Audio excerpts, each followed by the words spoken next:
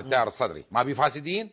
اذا يقولوا لي ما بي فاسدين فالسيد مقتدى صدر بين فتره وفتره يفصل جماعه. صح. مو زين هم يقول التيار الصدري كله اشيله شلع قلع. انت بالنتيجه زعيم على تيارك. انت مو زعيم على العراق. انت مو زعيم على 40 مليون. صح. على مود تاخذ قرار بالنيابه عنهم. زين. بالنتيجه لما تريد تقول لي شلع قلع، شنو شلع قلع؟ ماكو شيء اسمه شلع قلع، هذا مو مفهوم سياسي. انت اليوم من تقول كلمه وضحها فهمها. تقول انا ما اتحالف ويا الفاسدين، جيد، شنو يعني؟ شنو تعريفك للفاسدين يعني؟ يعني التيار الصدري كله مو فاسدين؟ هم عندكم محافظين وعندكم مدراء عامين وعندكم وزراء، ما كانوا فاسدين؟ ما كان بيهم فساد؟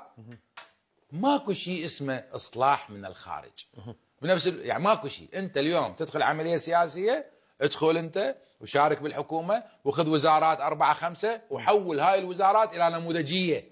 طبعا تكتسح الساحه العراقيه، وكل العراقيين باكر يصيرون تيار صدري. اخذ 4 محافظات وانجح بيهن. زين. وقدم محافظين رائعين. صح؟ صح. باكر العراق كله يصير تيار صدري ويعطيك 20 محافظه.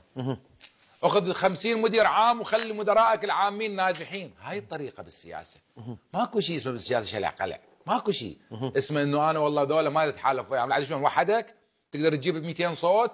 ما تقدر تجيب 200 صوت، مستحيل تقدر تجيب 200 صوت. زين اذا انت ما تقدر تجيب 200 صوت وما تجي تتحالف وما تجي تشارك بالانتخابات، زين فهمني شلون تغير؟ تسوي انقلاب؟ قول لي اسوي انقلاب.